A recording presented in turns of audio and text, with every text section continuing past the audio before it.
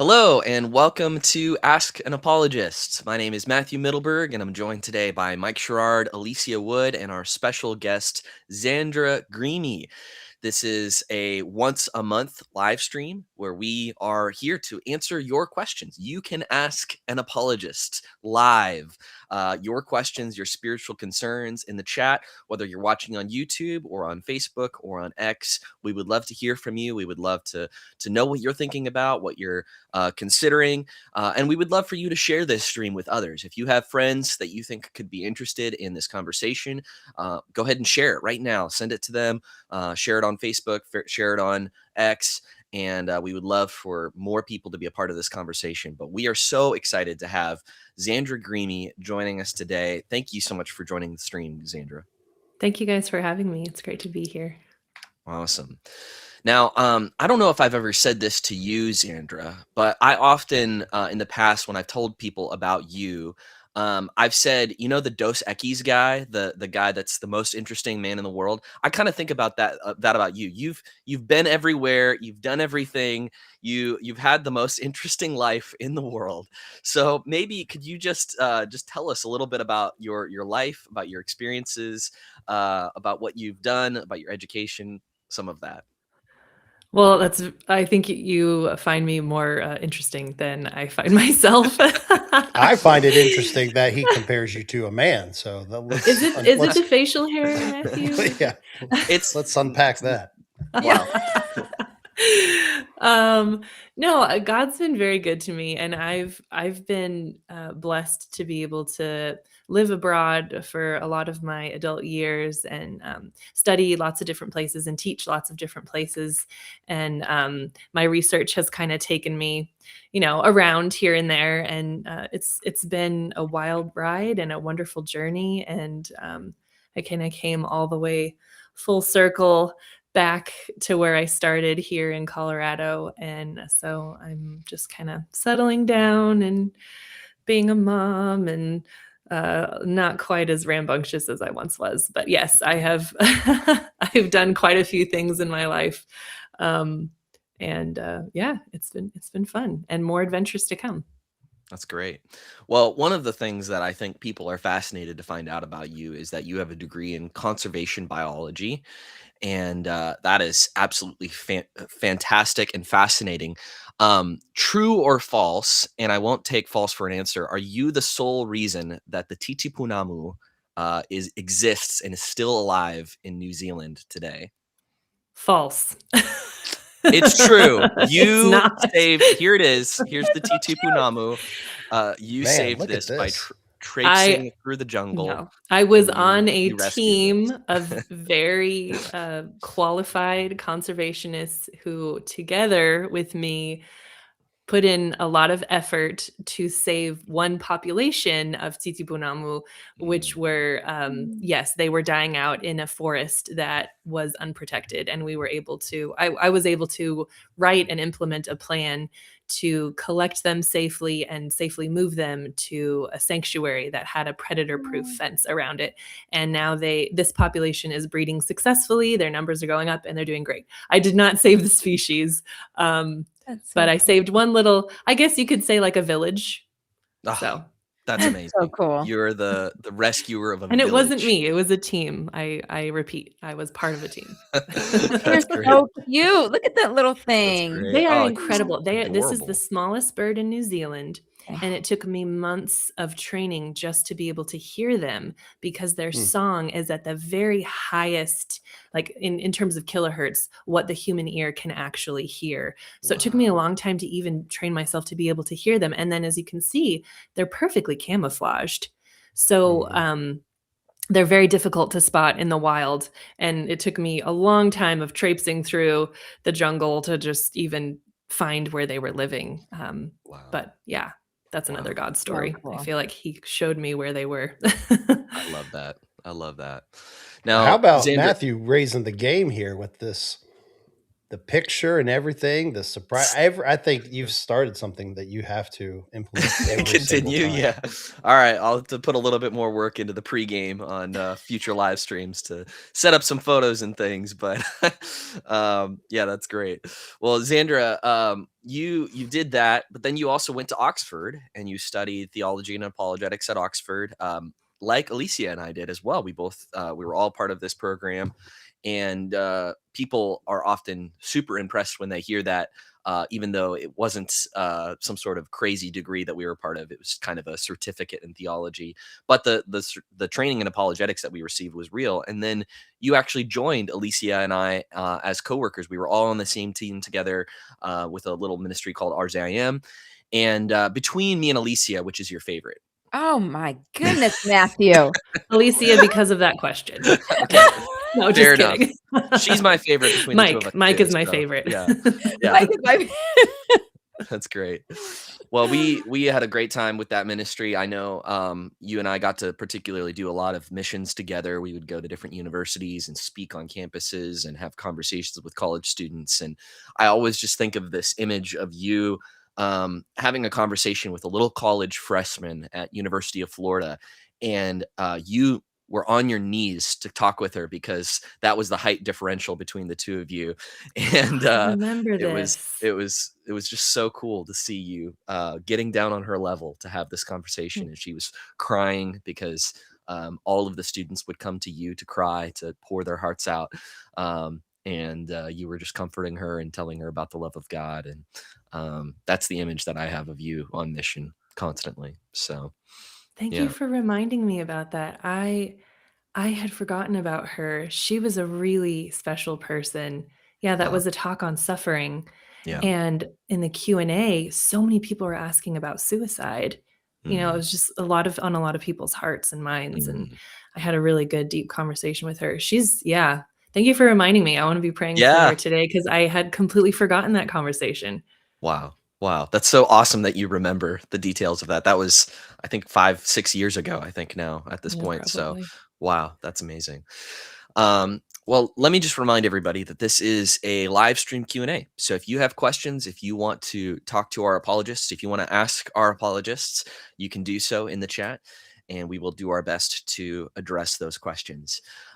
One thing I wanted to ask you, Xandra, about your experience as a scientist, as a apologist, as a thinker. Um, I remember you told me that during your program, you were told by your professors that God does not exist, and that if you bring up God in this class, you'll be dismissed. So, how was it being a part of this program? How was it kind of studying in this program while being taught that God does not exist, that science has replaced God? And how did you sort of overcome that? How did you reconcile that in your mind? Unfortunately, it took longer for me to reconcile, uh, being in the sciences and being a person of faith than it should have. Mm, When I went away to college, my dad gave me this book, and the title was something like How to Stay Christian in College or How to Not Lose Your Faith in College. And I remember thinking, I don't need this. I was the leader of the high school Bible club for 2 years in a row. Like my faith is strong. I'm fine. mm, And I should have read it, mm. because I did not realize how fierce the opposition would be. Wow. And yes, as you mentioned, Matthew, it seemed that the entire I don't know if the entire team of students in the biology department or just a few of them had some sort of script, but it was pretty close word for word the speech they gave on the first day of each of those classes, which was, we're scientists, we believe in truth and facts, and if you believe in God and you bring it up in this class or ask questions about that, you will be dismissed. Um, and all of them said the same thing, and I immediately felt like terrified that someone would find out that I was Christian, Mm, and I started to hide my faith. wow. And that had a really bad impact on my faith, Mm, particularly because I had just moved back to the States. I had been living in Dar es Salaam before that time in Tanzania, and I had had a lot of experiences of suffering that I think I wasn't ready to see and live with and observe being in a third world country as a 20-year-old woman living alone. And so that also was impacting my faith in God, and so it wasn't until much later that I began to sort of marry those two things, that actually my belief in God fuels my love and passion for science. Part of that happened one night. I was studying for an exam. I think I was maybe my junior or senior year, and I was taking grad courses by then. I was starting early on my grad school. And I was studying, and I was just looking over the structure of diatoms. I don't know if you've ever looked into that, or if you know what diatoms are, but they're these microscopic, basically algae, and they're just incredibly beautiful. And as I was looking at them and studying about them, I had this feeling in my heart. And it was the same feeling I had had in high school during times of worship. When you're singing songs and you're worshiping God and your heart is opening like a flower, I was feeling that inside of me as I was studying these biological structures. And I Wow. realized that my spirit was worshiping God, and was awakening to him because of what I was learning, not in spite of what I was learning. Mhm. Wow. That's so beautiful. And I think a lot of people have had that experience that I've heard from scientists saying, I think it was Pascal that said, I worship while I'm engaged at work in my laboratory. And Mm. um and I know Louis Pasteur said that as well. And yeah, it's really, really interesting to hear from a scientist's perspective, um the convergence of faith and science can go together.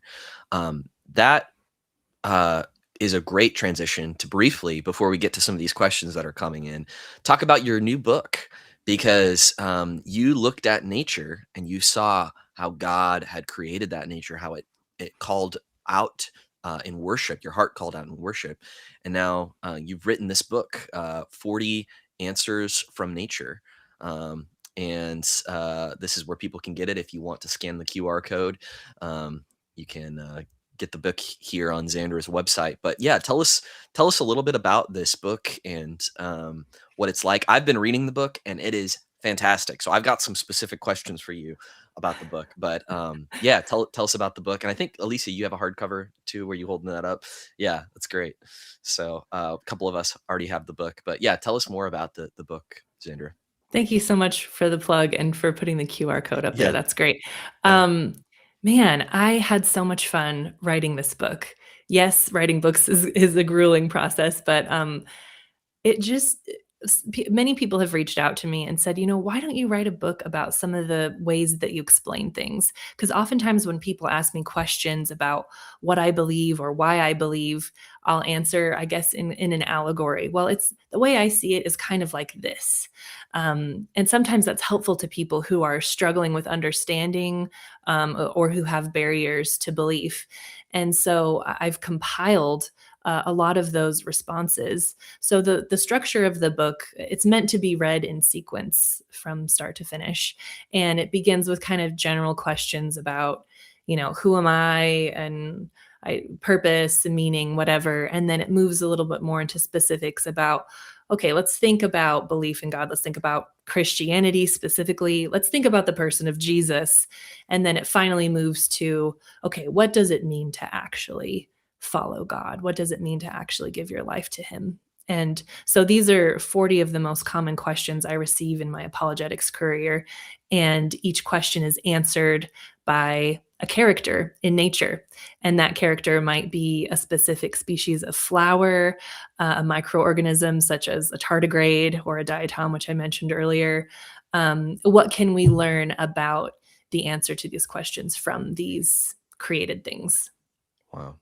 Well, and I love that it's not just I think sometimes people might expect something like this to be like, oh, elephants are big, God is big, just like the basics, I guess the you already most read my basic. elephant chapter. Yeah, Okay. yeah. No, but it's like you're actually I've never heard of a lot of these things before. Not let uh speaking less of, I don't know anything about them. And that first chapter on the tardigrade, that is fascinating about how they're, I mean, tell us about that. I mean, the DNA of these creatures does not determine them in a deterministic way. This speaks against DNA determinism. So just tell us a little bit about that. Yeah, well, you summarized it quite well there, actually. There's this idea that every part of who you are, your core essence, the qualia of you, is determined by your genetic makeup. Mm, As Richard Dawkins has said in his book Out of Eden, we're dancing to our DNA. mm, The DNA is there, and your life is just an outworking of it. And this discovery of tardigrade genome sequencing completely undermines that, because what happens is kind of like a gene transfer, like a trade, where tardigrades, they're aqueous beings. They live in water, or very moist environments, and the other microorganisms that they come into contact with have a particular genetic makeup.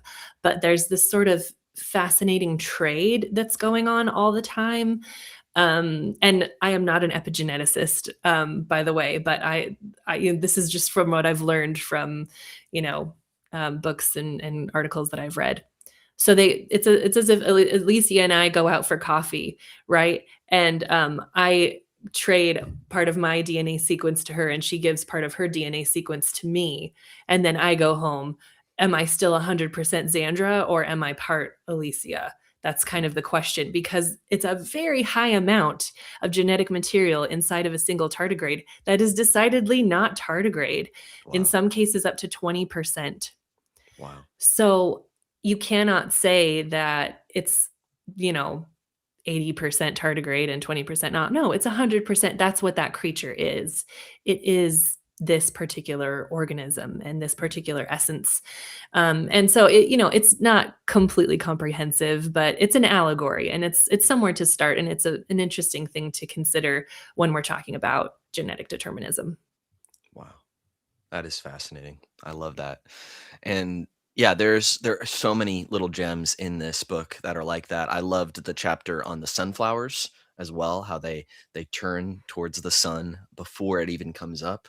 And the examples that you gave in that of um, placing your hope in something that you know is going to come, even though you don't have it yet. So somebody who's out of money, but they receive a check and the bank isn't open, but they know they're no longer worried anymore because they've got the check in hand. They know that once the bank opens, they're going to cash that in and they're going to have the money that they need. I love that, of this kind of deferred hope. They know what they have, even though they don't have it yet. And I think Mm. that's how we ought to think about the kingdom too. So for anyone interested, please scan that QR code, and that's a great resource. Brand new book from Xandra Grieme. So Can I um, share my yes, favorite please. thing? So I Yeah. don't know if this is in the book, Xandra, but one day Xandra and I were at work together, and it was a cold day, and we look out the window, and there's the tree, and on this tree is just a squirrel. And he's sitting there, he or she, I don't know. And Xandra looks at the squirrel and she goes, "Oh, the squirrel's really cold." I'm like, "It is cold outside," but I'm like, "How do you know that?" And she goes, "Well, because it's folded its tail over its back, and when it's really cold, it puts its tail over its back to Mm, keep its insides warm." And I'm like, "That's so cool." So yeah. Xandra, did I quote that right? I'm like, every time I see a squirrel, I think of like the tail's over, it must be cold. It's trying to warm itself or whatever. Yeah, you're right. And that's not in the book, but yeah, you can tell how cold a squirrel is by looking at its tail. It's kind of funny. That's a thing. Yeah. Wow. Wow. That'll have to be in the sequel, 60 Answers from Nature, um, or the updated and expanded version 10 years from now. 40 answers from a squirrel. Yeah, there you go. That sounds great. So cool. Well, let's jump into, we've got some questions here, and I've got more questions for you, Xander, as well, but we've got some that are being submitted here. We've got a couple people talking about the rapture. I don't know if we need to comment on that, but thank you for expressing your opinion on that. Let's answer this question from Walt Vanden Langenberg. What is your opinion on how or if the Big Bang Theory could come into play with the creation story? Mm. Yeah, thank you for your question, Walt. I do get this a lot. I think there's a maybe this belief that if you believe in the Big Bang Theory, you're discrediting God's act in creation. And I personally don't see it that way. Um, I think the Big Bang Theory has been a big bang in the scientific community because it confuddled a lot of people and made a lot of people scratch their heads and say, hold on a minute, this doesn't make sense. What the Big Bang Theory does is show that the universe had a definitive beginning. It had a start. And anything that has a start has a cause.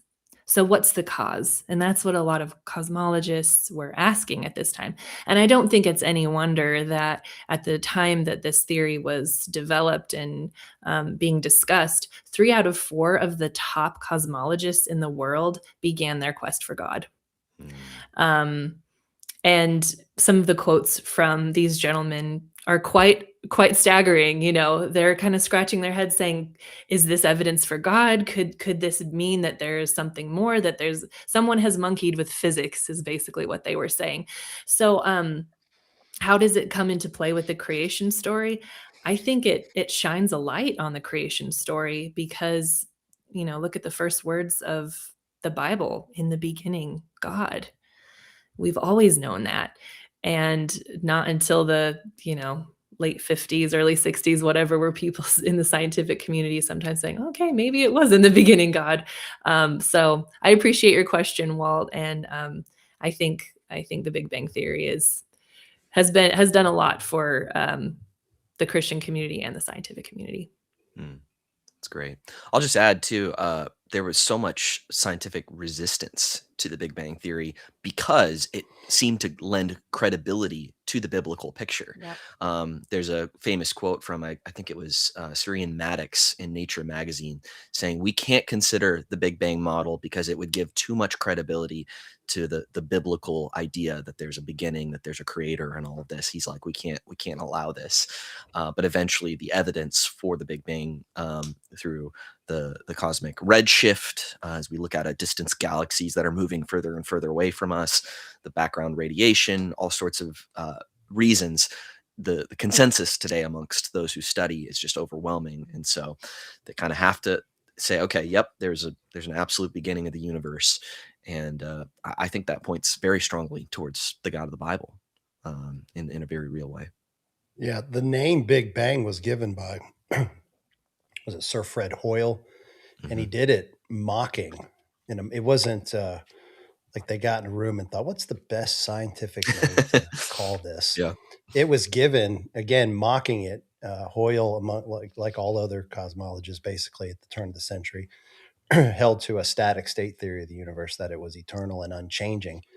And the scientific evidence that was now being grouped together under the name Big Bang Theory, again, like we've all said, was viewed by many as a threat to the status quo. And many saw this as religion masquerading as science, because again, if the Big Bang Theory is correct, what it shows is that at some point in the distant past, the universe came into existence, which that's what the Bible has said for so long. That's I great. find the original names for it more like it was originally the primeval egg theory or the cosmic atom theory. Thankfully, they switched it. Thankfully, the Big Bang became the Primeval egg. I love primeval. that. It was the Wow. cosmic egg theory and the primeval atom theory. I think something like Oh, that. So okay. yeah, they like it's gotten better names now. Yeah. Wow. That's great. I can see a great book cover of like a cosmic egg that's like all galaxies inside this egg. That'd be great. So There's a really cool nebula that James Webb imaged that looks like an egg. It's called the Rotten Egg Nebula. Look it up. It's pretty cool. of course you know that. Of course you know that. That's great. All right, another question here. This is specifically for you, Xandra, from Noah. Approximately how many of those birds living in New Zealand are currently living in the wild? Let's see. So those birds of the population that I saved, we tried to get them all out of that forest because the forest was completely overrun with stoats and weasels and rats and possums, which were eating all of the eggs every single year that the birds were trying to breed.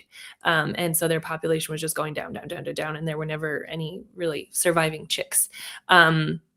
So the hope is for what we call overspill or spillover, sorry, in conservation, where you grow a population within a predator-proof fence. And the sanctuary where we put them is surrounded by the Pole Hill area, which is a forest that's also been restored. I also worked on that project, the Pole Hill Restoration Project. And so we were out there planting trees and shrubs and stuff for a long time. And now that that forest is maturing, we're already seeing spillover out of that sanctuary from other birds, such as saddlebacks and lots of other really, let's see, well, I don't want to misquote which species are moving over, bellbirds and things like that. But our hope is that the titipunamu, the rifleman, will also start spilling over and breeding for the first time in the wild again in the Pole Hill area. But their population needs to grow first in that predator-proof area before they start moving out and starting to find new territories. How long does that take, Xandra? It really depends on the population increase. This particular population has been doing really well from what I've seen coming out of the sanctuary studies. And there might already be, so the spillover is happening in terms of those birds are being seen in the wild, but are they breeding in the wild yet is the question. And I'm not sure that any of the nests have been found in the wild yet. Yeah. Wow. Wild. All thanks to you. Thanks, Xandra. No, Thank you. stop it. All right. No got one's another going to question invite me to do here. research with them again. All right. So we've got this question from, I don't think this is actually who this is, unless I can't remember who this person is. It's a famous person. Sank. But this person is asking: did Paul fully expect that the parousia would happen within his lifetime? He gives a couple passages that kind of speak to this idea that the kingdom would come within the lifetime of those people, and then he follows up saying, "And since it didn't happen, doesn't that destroy the doctrine of inerrancy?"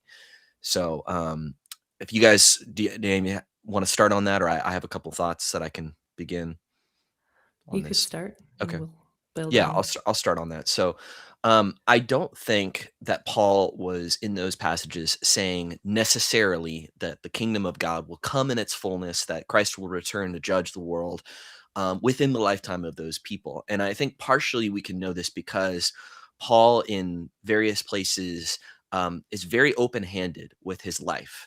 In Philippians, he gives this at end of chapter 1. He's kind of questioning: am I going to go? Am I going to stay? Am I going to live? I'm going to go to be with Christ. I'm not really sure. I think I'm going to stay because I think you guys still need me, but I'm not really sure. In other passages, he's also sort of questioning: yeah, am I going to live or die? I'm not really sure. So he seems to kind of be holding his own destiny with an open hand.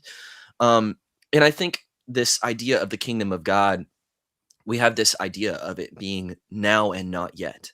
That the kingdom of God is here. It's present with us now, but it's also not here in its fullness, right? God will come to judge the living and the dead. He will bring his kingdom in its fullness someday. And scholars and theologians debate about what that will look like and what that process will be and whether or not it involves a rapture or not. Personally, I don't know. I don't know the answer to all of those questions. But the idea is there's a portion of the kingdom that is here. You can know Christ today. You can have salvation. You can have the Holy Spirit within you. But the fullness of God's kingdom will come in the judgment of all things. So I think that's yeah. Go yeah, ahead. I think that's a good way to answer it. And it's also kind of a big picture way to answer a lot of biblical prophecy is both a now and not yet, partial fulfillment waiting a full, a total fulfillment. And Jesus, for example, when he came, he spoke of God's kingdom coming, the gospel of God's kingdom, especially Mark's gospel. That's a big part of the theme of Mark's account of Jesus's life, was showing how his kingdom had arrived.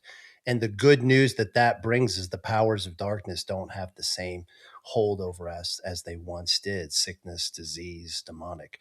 Now, it's not completely rid. Like, we're not completely free of all of that, but the coming of God's kingdom manifests through the life of Jesus and his death and the resurrection and his spirit living in us. And that going is a foretaste of this kingdom. So it's a partial fulfillment, if you will. So I don't think in any way would this undermine inerrancy the way Paul talks about it. That's great. We have a kind of follow-up question on I think maybe the Big Bang question. So let me go to that here. So this is from Stephen. He says, "How do I refute an atheist who replies to something can't come from nothing, so God created it, with why couldn't the universe have always existed?" And I think there's real scientific problems with this idea that the universe could have always existed. As I mentioned, the scientific evidence has pretty much conclusively demonstrated that the universe had an absolute beginning and a finite time in the past. But in addition to the scientific evidence, there's a lot of philosophical problems with the idea that the universe had always existed. Dr. William Lane Craig has done a lot of work on this, demonstrating the impossibility of an actual infinite series of events. Because if the universe has always existed, then the past is infinite. But that would mean we would have to transverse an infinite series of moments to get to the present moment. But that seems logically impossible, because it's like asking somebody, count from 1 to infinity and then let me know when you get there. Well, they're never going to let you know when they get there, because they're never going to get there. You can't arrive at infinity. So the idea that the universe has just always existed seems to be a logical contradiction. And so I think that's how I would reply to this question. Do you guys have any other thoughts on this? Well, part of it is it's just maybe clarifying some of these statements. Like, one thing that is true is that everything that begins to exist has a reason for its existence. So when you're talking about God, you're not saying he came from nothing. You're saying that he is eternal. And there's no logical problem with that, because it's things that come into existence that need a cause for for their existence. So I don't know if part of this question is nested within that, and it goes to the "so who made God" question, rejoinder. So just for practical purposes, when you're trying to refute somebody, quote unquote, step one is seek understanding before you seek to correct. And I would just make sure you're real crystal clear on what is their problem and what are they responding to, what position of that Christians hold to are they attacking. So seek understanding before correction. So that's part of what I would want to do with this person in trying to refute it, is make sure I have a firm grasp on where they're coming from. Yeah, and I'm not sure which multiverse theory this person you've been talking to adheres to. If it's the oscillating theory of the universe, big bang and then big crunch, and then later another big bang and then another big crunch. So you've got these universes kind of popping in and out of existence. That theory is also standing on really shaky scientific ground. I'm actually a member of the Oxford University Scientific Society, and I had the good fortune to be in person at Oxford when Sir Roger Penrose presented this theory to the council. And the questions after his presentation were very interesting to me. And I remember one of his responses of, okay, we understand with dark matter and with radiation that there can't be another big crunch with the universe that we're in. So what do we do with that if we are in an oscillating universe? And his response was simply, well, we are in the last universe. And that seemed a bit ad hoc to me. So I would go to maybe some responses to Sir Roger Penrose's theory as well, if that's where the person you're dialoguing with is coming from. That's great. Xandra, I wanted to ask you before we go back to these questions, and thank you for everybody who's submitting questions. Please keep doing that. I know a lot of people have a problem with kind of scientists believing in miracles, believing in the resurrection, believing in these sorts of things. What would you say to somebody who says, look, a scientist ought to, only believe in natural things, only ought to believe in natural causes. That's what science does. What would you say to somebody who says you can't be a scientist and believe in a miracle like the resurrection? I would say it's a very narrow understanding of human thinking. If science is only relegated to pure empiricism, it's kind of committing suicide in a sense, because there are so many observable phenomena that you cannot replicate in a laboratory. Just think about simple metaphysics. Think about things that we all know are true, like love and justice and goodness, joy. These are things that are real, that we experience, that these are the phenomena of daily life, and you cannot contain them into a test tube, or recreate them or undo them in a laboratory. So I think there's a lot more to life, and we all know this. Science has a lot of power, and I'm very grateful that God gave science to humanity as a way to reach truth and understanding. It's a gift from Him. Deus Scientiarum Dominus. God is Lord of the sciences, as the ancients said. But to say that a scientist cannot believe in miracles, I think that comes more from a philosophical standing. Are you talking about a Christian scientist or an atheist scientist? There are lots of different kinds of scientific people out there. For me, I don't have a problem with miracles. I have a problem with some miracles, but I don't take Hume's view that miracles are impossible. So I always come back to this idea of inference. You mentioned the crucifixion and resurrection of Christ. That's a great miracle to discuss. Some of my favorite books on the resurrection are written by people who set out to disprove the resurrection, used their brilliant minds, used inference, and then ended up writing a book about their conversion to Christianity because they came to find that it was true. There's a researcher out of Oxford called Richard Swinburne who used Bayes' theorem to actually investigate, again using inference, what happened on that day, what happened with his crucifixion, his resurrection. What are the statistical odds that it was actually true? And he came back with a probability of around 93%, which is incredibly high. That does not prove that Christ was raised from the dead. But to publish a scientific article with basically total credibility, you only need P equals 0.8. So you need 80% probability. So 93% in the scientific community is incredibly high.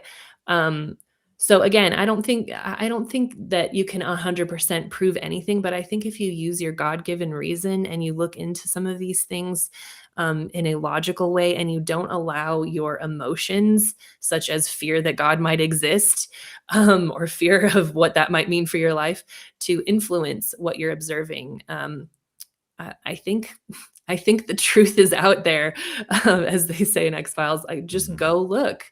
And read some of those books that people have written about the resurrection who started from a place of not believing. It's really good. Yeah. And really good. And I love the X-Files reference, by the way. Kind of showing my age there a little bit, but I love it. I love the X-Files. It's great. We've got more. Go ahead. Sorry, Yeah. sorry, just to because you were asking, if I just remember the question, can you remind me, was it resurrection and just other miracles and things? And miracles. Right? Yeah. Yeah.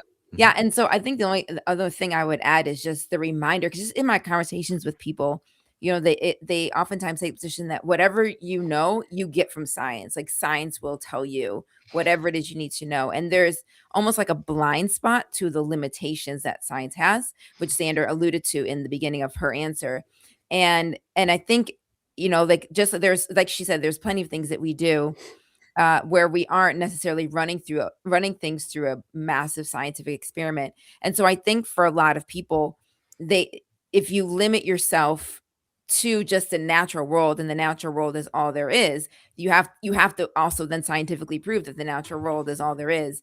And miracles and these kind of things, resurrections, these are all supernatural things. These are things outside of the boundaries of what science can actually test. And science doesn't have the ability to test. I mean, even if God was to come down here, what are we going to do? Are we going to give him a DNA test? How do you give a DNA test to a spirit? Like, you can't even physically prove that it's God because he's a spirit. So you can't, there are limitations to what it can do. And so I think just kind of keeping all of that in perspective as to, like, science is great and it's good and let's study it, but we need to not get rid of God and replace it with another God called science and make that the all-knowing source. And sometimes that happens when it comes to some of these things that are supernatural, is because science is the only source of answers. and we Yeah. just conclude that nothing else can be there beyond that. Yeah, scientism is the view that science is Mhm. the only way to know anything, Yep. or the only reliable way to know anything. But the problem is that's a philosophical statement. It's not a scientific statement. It's not something that you can prove through science. And the foundations of science itself are not scientific. They're philosophical, and they cannot be justified using only science. So the idea that we can understand what the world is, that we can use repeatable experiments, and those are going to give us truth. That's a philosophical idea. Um, Einstein said the most incomprehensible thing about the universe is that it's comprehensible. How can we understand it? How can we assume that the universe is regular, that it has these observable things? Um, and why do we assume that the universe is orderly and able to be studied? Well, that's a philosophical assumption, and in atheism, it's unjustified. It's completely unjustified. But in Christianity, we have a good reason to believe there's a good God out there that has designed the universe rationally and consistently, and that we can go out there and study creation. And if you begin to study the history of science, it is full of Christians who believed that the universe was created by God, and therefore they went out there to study it and to find truth and to understand it. So, if you're going to be a scientific person and put your faith in science, I think it's good to have a foundation for that, to understand what is the foundation of science. So, um, yeah, that's great. We've got a question here following up on the kind of Big Bang idea and this impossibility of a past eternal universe. Does God avoid the infinite regress by being timeless? And thank you, Landon, for asking this question. Very interesting question. I think that is one way that some people would sort of avoid this regress. That is kind of I would say maybe the majority way that a lot of historians, or excuse me, theologians throughout the past would sort of address this idea, is that God is timeless. He exists in one timeless moment.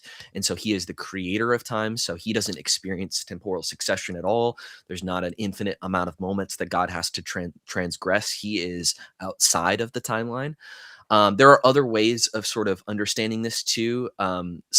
Some philosophers of religion would say, no, God is not timeless. He is in time, but he is the source of time. He is the creator of these moments. He is the thing that makes change possible. And prior to the creation of the world, he exists in one moment, the first moment.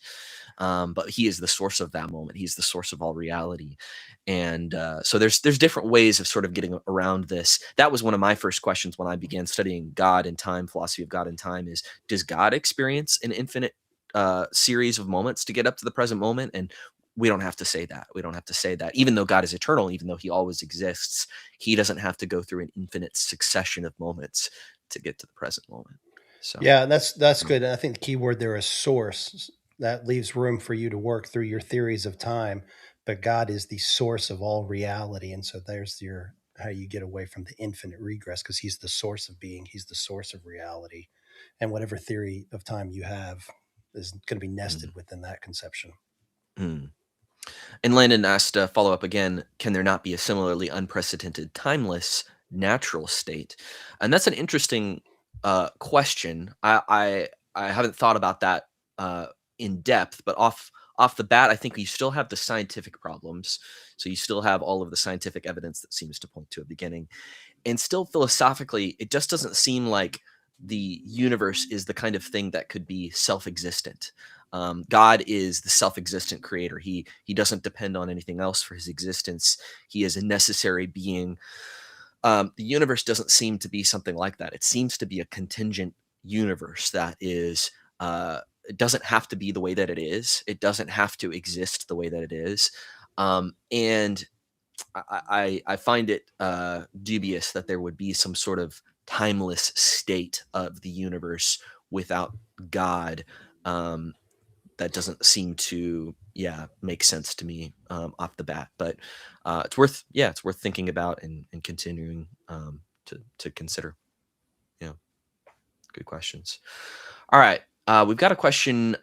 We had a prayer request come in from Pastor Manohar from India, who is suffering from a snake bite. So, I never really know on prayer requests online whether they're genuine or not. But in case this is genuine, Lord Manohar, we want to pray for you and just pray that the Lord would heal you of this, that He would allow you to go back to doing your ministry.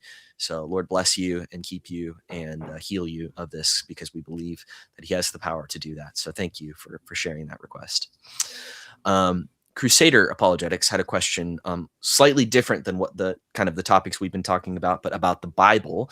And he said, how do you epistemically justify the 27 New Testament canon, given that there was no consensus on it before the Council of Rome in 382?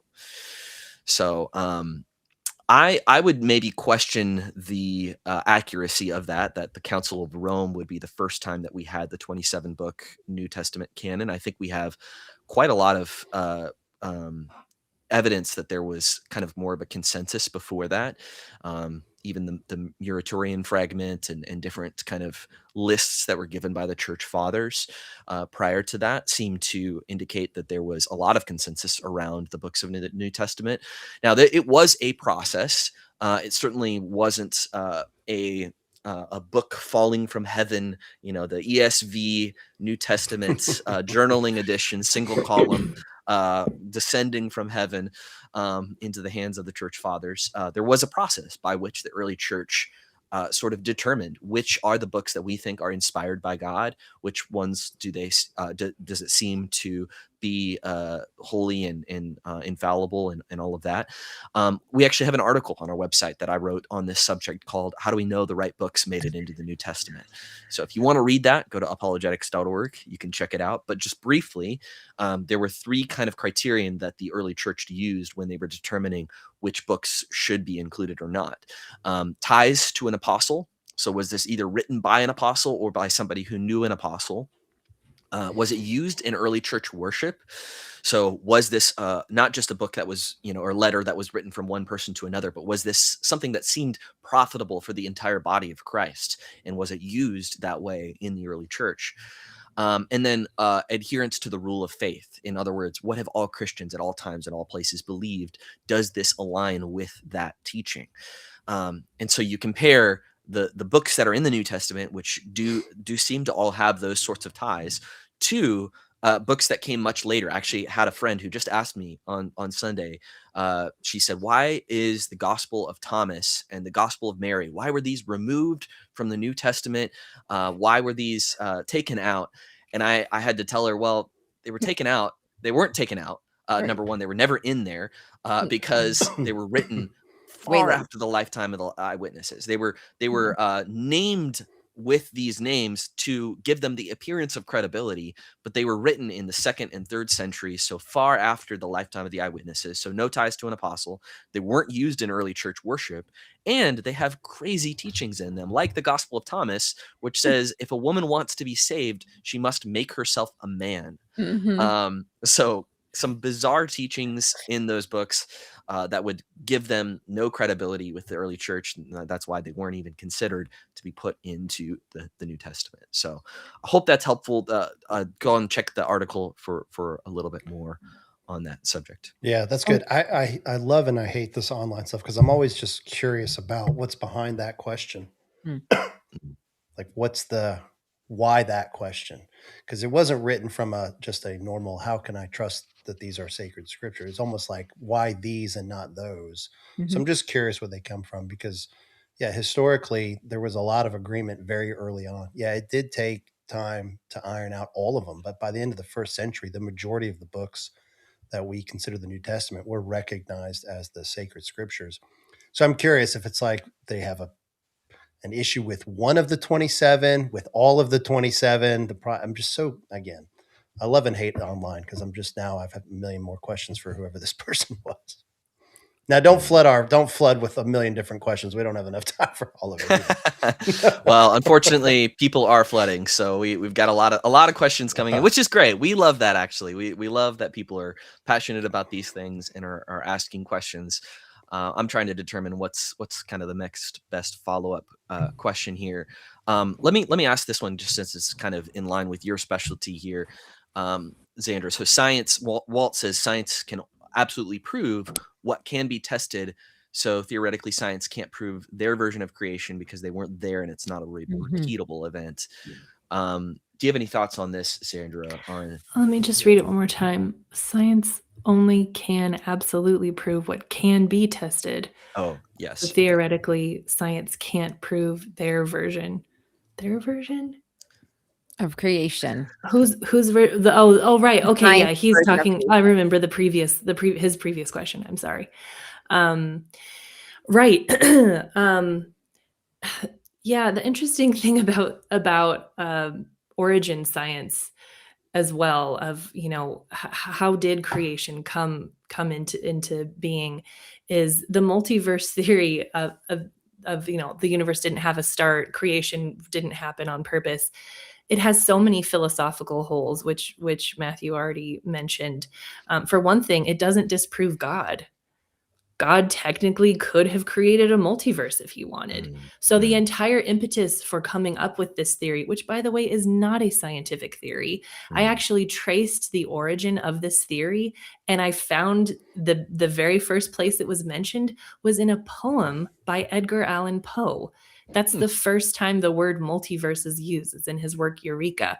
Wow. And so it's actually sci-fi. It's actually, fiction that people have sort of latched on to try and say, well, now we don't have to believe in God because the creation didn't have a start, if it's referring to that's what their version of creation is. But the amazing thing about all of this, and Walt, I would encourage you to do this. This is becoming one of my practices, is to pray for these people daily, that God would reveal himself through his creation, because he does it. I have heard so many encouraging stories of how God has revealed himself through what he has made, to reveal his hidden attributes, those qualities of love and power and goodness. And so I would encourage you. Yes, it's good to dialogue and talk about the limitations of science and all of these things with friends, but also I just encourage you to pray for them, because I have seen how powerful prayer can be when you're having discussions about what does science say about reality, what does science say about creation. Yeah. And only thing I'd add on is I'm glad that, Walt, you raised this repeatable event thing, because that's getting back to what we talked about earlier about the limitations of science, is it can't prove, what I did yesterday. Like, there's no way to scientifically test that, or to test certain historical events. We get that through reading the documents and what people have written, but that's different than being able to run something through a scientific test, because you can't repeat history. And so that repeatable thing is actually a really important limitation that we have to keep in mind, is that you don't just run an experiment one time and get a result and say, well, that's the way it always is. No, you run it multiple times, because you don't know if it was a mistake in what you did, if there was an error somewhere, there's a calculation error, there's a contaminated source, whatever. So you run things multiple times. And so with history, because it's not repeatable, it's not something that they can run through multiple times and test. So I just want to reemphasize that. I was glad that you put that repeatable event in there, because that's just a limitation of science in general. And science can examine events that are not repeatable, but I think you're right, Alicia. There is a limitation there, that we can't create the universe again to see how it happened. We have to look at the data from the creation of the universe to say, all right, what do we think happened way back then? So yeah, it's really, really good. This person asks, I thought God was the idea that reality has had no source. He pops into existence. I think what you're saying is this idea that God pops into existence, unless I'm misreading He your pops question. reality into existence. He pops it into, so reality has no source, and he pops reality into existence. Well, yeah, I guess I don't know what you mean, because we believe that reality is the source of reality is God. God is the foundation of all reality. He creates everything. He creates the universe. So if that's what you mean on that, that's what we believe.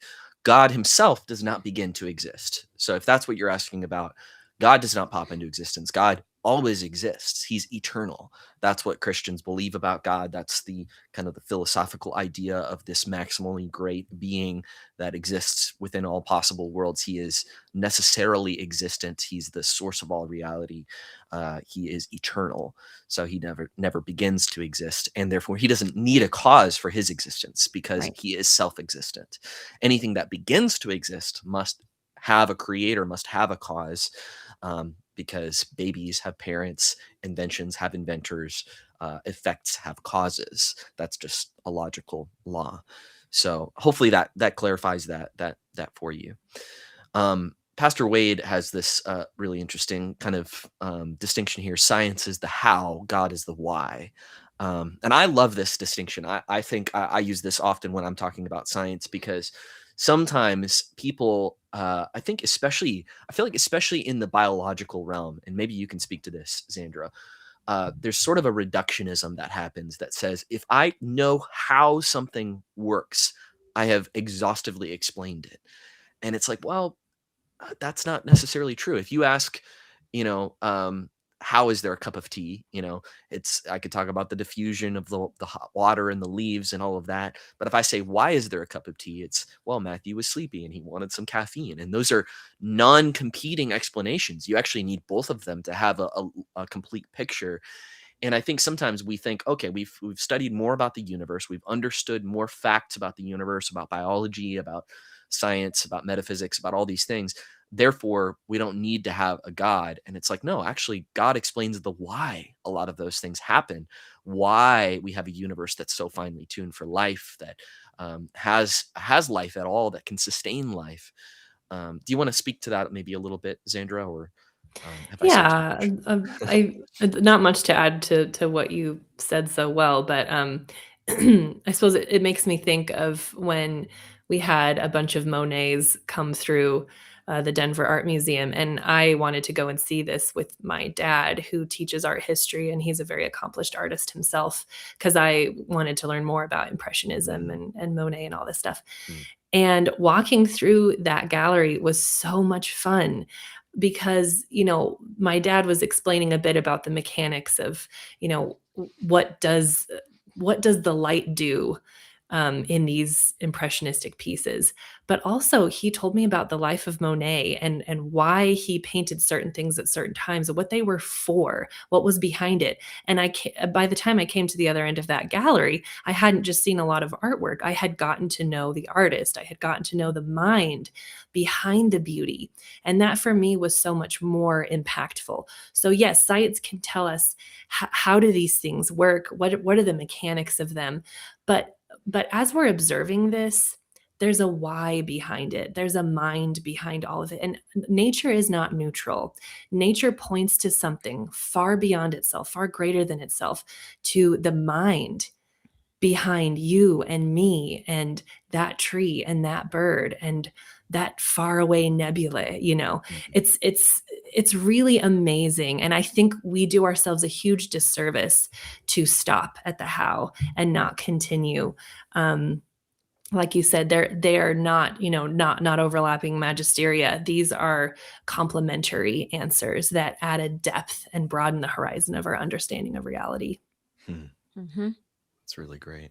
Well, and I love Xandra, your focus on science and your understanding of nature and all of that, but also your appreciation of beauty. And your father, I believe you said he's the creator of an entirely new art style too, right? Is it paleo Yes, he's the father of paleo-surrealism, which is a paleo very niche, surrealism? very, very niche, but it's really fun. It's a cool art form. And you're an artist yourself. You create art, you appreciate art. And I guess I wanted to ask, as you study the beauty of creation, how can created beauty and the creation of beauty, how does that point us towards God? How is it a signpost as we view those things? How should it point us towards God? Mm. Beauty is quite bothersome, actually, in nature for a lot of people. Um, I always come back to instars. For example, caterpillars. Mhm. Caterpillars are incredible. There are so many varieties and colors and shapes, the striations, the patterns. Some of them have these elaborate, almost whimsical crowns and spines. And you're flipping through the pages of a Dr. Seuss book, but it's real. And what's the point? These organisms are incapable of mating. Hmm. Are they beautiful because they're trying to win a mate? Hmm. No. Does their beauty shelter them from being found by a predator? No. If anything, it's anti-crypsis. It's making them more. Hey, here I am. I just look at these incredible things, even the instars of lantern flies or lantern bugs. People call them different things. There may be 2 or 3 different instars leading up to the final adult form, and the morphology of each of these is different and beautiful. Maybe you've got this lovely black velvet character with white dapples, and then the next form, it sheds, and then all of a sudden it's this beautiful crimson color with white stripes. But why? Why the beauty? What is it for? So I think the first thing about beauty is how it bothers. And the second thing is how it entices. Beauty is drawing us into something greater. It's drawing us into something transcendental, a truth that, again, is not empirical, that you cannot collect in a test tube, but is out there to be discovered. And God has left his fingerprints all through nature. And I think when we look at it honestly, we begin to ask these questions about who is it that made this? What is the mind behind this whimsy and this joy and this incredible design? I remember one time I was speaking with a friend of mine when I was working on my master's degree in New Zealand, and he was a staunch atheist, and came out through conversation that I was a Christian and very devout and believed in God. And he was kind of mocking and judgy in the beginning, which was just fine. I'm used to that in the scientific community a little bit. But through our conversation, he eventually said, I believed in God at one point, and I miss him most when I'm walking through a beautiful forest because I don't have anyone to thank. Wow. That impacted me very deeply. And I think when we open ourselves to the beauty in nature, when we're honest about what we see and observe, we have to come to terms with the fact that there is a beautiful, loving, powerful creator who is wooing us, who is reaching out to us through his creation and asking us to open ourselves to him. So those are a few of my thoughts. I could clearly go on. I've written books about this. Yeah. Oh, that's fantastic, Xandra. And yeah, unfortunately, we are out of time. So thank you for everyone who has been asking your questions and submitting those. Fortunately, this is a once a month live stream. So we will be back next month with Natasha Crane to have a conversation with her and to answer your questions. So if you want to submit those, please feel free to do so. Again, Xandra has written a fantastic new book called 40 Answers from Nature. And she talks about many of these incredible phenomena from nature and how they point to God and how we can learn about our lives and ourselves by studying the natural world. So you can scan that QR code or go to Xandra's website, which is it Bioapologetics? Bioapologetics.com? Bioapologetics.com. Bioapologetics.com, which is an awesome webpage, awesome title, very, very creative, very cool. So, yeah, thank you so much, Xandra, just for joining us, for telling us all of your stories. And I promise everybody here, you've only heard the tiniest sliver of the interesting life of Xandra and all of the places she's lived and all of the species of animals she's saved single-handedly with no help whatsoever. Oh boy. And yeah, you'll have to read the book for more. So yeah, thank you so much for joining us, Xandra. Thank you. Thank you, everyone, for your questions. And thank you guys for having me on your show. Awesome.